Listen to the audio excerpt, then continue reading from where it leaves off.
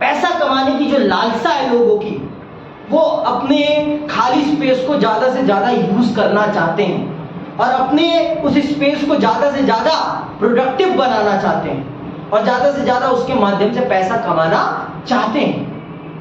आप वो देखिए कि बेसमेंट को भी उन्होंने लाइब्रेरी बनाई है और लाइब्रेरी बनाने के पीछे सबसे बड़ा कारण क्या है? पैसा कमाना।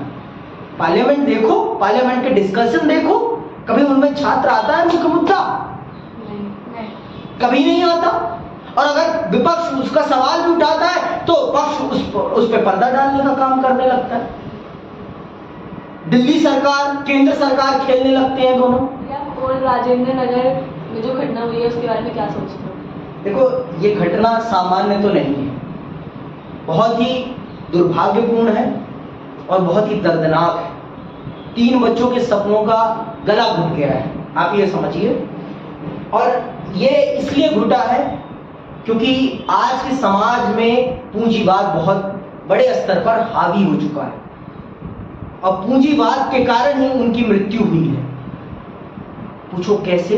क्योंकि पैसा कमाने की जो लालसा है लोगों की, वो अपने खाली स्पेस को ज्यादा से ज्यादा यूज करना चाहते हैं और अपने उस स्पेस को ज्यादा से ज्यादा प्रोडक्टिव बनाना चाहते हैं और ज्यादा से ज्यादा उसके माध्यम से पैसा कमाना चाहते हैं।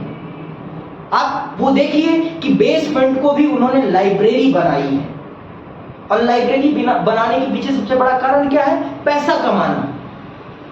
पैसा कमाना और कोई उद्देश्य नहीं है, उसके पीछे और कोई पर्पस नहीं है। और आज के टाइम पर यूपीएससी की कोचिंग एक बहुत बड़ा व्यापार बन चुकी है और आप इसे मना नहीं कर सकते हैं।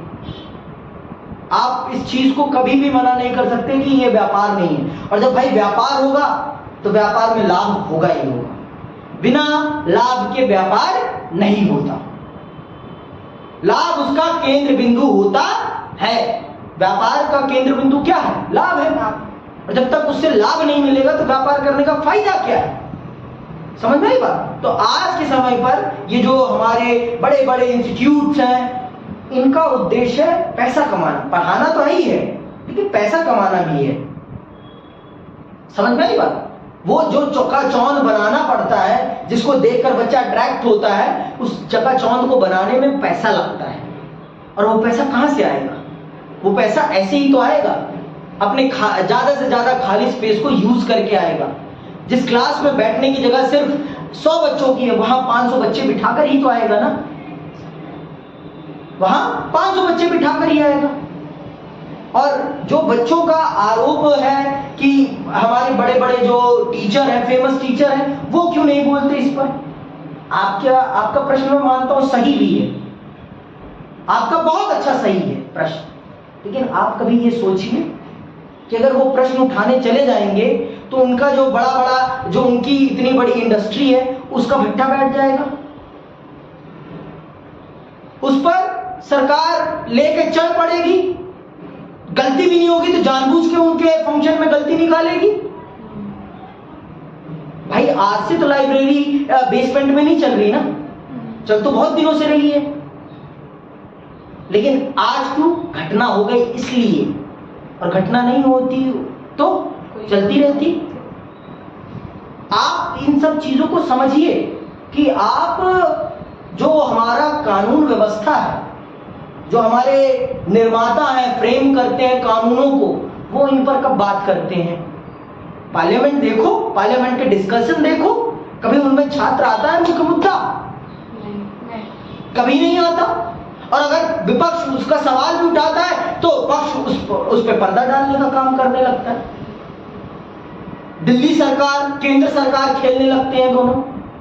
सबको पता है कि दिल्ली एक पूर्ण राज्य स्टेट नहीं है, सबको पता है ये बात। और दिल्ली के जितने भी बड़े बड़े अधिकारी हैं वो दिल्ली सरकार के अधीन भी नहीं है। उनकी ट्रांसफर पोस्टिंग किसके अधीन है? एलजी साहब के अधीन है। फिर भी दिल्ली सरकार पर प्रश्न करा जाएगा। अरे जब दिल्ली सरकार है ही नहीं उस काबिल तो वो करेगी क्या? उसकी औकात ही कितनी है? भाई उसकी औकात ही नहीं है उतनी। तो आप उससे कैसे प्रश्न कर सकते हो? जिसके अधीन है सारी चीजें, उससे करो प्रश्न। आपने सरकार के नाम पे जो झुंझुना दे रखा है दिल्ली सरकार को, वो क्या है? कुछ नहीं है। अब सांसद आपके हैं 15 सालों से, 15 इस टर्म भी सातों के साथ आपके जीते हैं, वो क्या कर रहे हैं? कुछ नहीं कर रहे। आप पक्ष विपक्ष में बच्चों को मत तोलें और बड़े बड़े टीचरों से ये उम्मीद मत करें कि आपके चक्कर में वो अपना बिजनेस खराब करेंगे। कोई भी अपना बिजनेस खराब करने नहीं आया है। वो ठीक है, कुछ दिनों के लिए ये ड्रामा चलेगा, उसके बाद ये सारे के सारे शटर बंद हो जाएंगे और फिर उनके बेसमेंट खुल जाएंगे। कर लो जो करना है। भारत में कानून बनाने वाले ही कानून के साथ खेलते हैं। जब कानून बनाने वाले कानून का सम्मान नहीं करेंगे तो फिर कैसे उम्मीद करी जाती है कि जनता उसका सम्मान करे? देखो, सच बोलूं तो पैसे वालों के लिए कोई कानून नहीं होता। कानून होता है गरीब जनता को चूसने के लिए। सीधी बात, नो बकवास। तो ये जो दिख रहा है आपका तंत्र, अब जो लोग यूपीएससी के छात्रों को पढ़ा रहे हैं, क्या वो कानून नहीं जान रहे हैं कि बेसमेंट में लाइब्रेरी चलाना गैर कानूनी है? कानून तो आप ही जाके बनाओगे ना। आप एडमिनिस्ट्रेशन में जाओगे, आप प्रशासक बनोगे और आपको ही नहीं पता कि बेसमेंट में चलने वाली लाइब्रेरी गलत है। लेकिन आप पैसे के आगे झुके हुए हैं। आप पैसे के आगे झुके हुए हैं। आप पैसे के आगे अपना मुंह नहीं खोल रहे हैं। आप अपने लाभ के आगे बच्चों की जिंदगी को दांव पर लगाने से भी नहीं कतरा रहे हैं। और सच बोलूं तो ये बच्चे भी जब आईएएस बन जाएंगे ना, तो ये झांकने भी नहीं आएंगे उधर। ये झांकने भी नहीं आएंगे उधर। ये हकीकत है कि जो उस दलदल से निकलता है ना, फिर उस दलदल को साफ करने कोई नहीं आता। ये हकीकत है और इस हकीकत से कोई भी इनकार नहीं कर सकता। तो ये है हकीकत। अब इससे ज्यादा मैं क्या बोलूं? इसी के साथ मैं भी नमस्ते करता हूं। जय हिंद, जय भारत।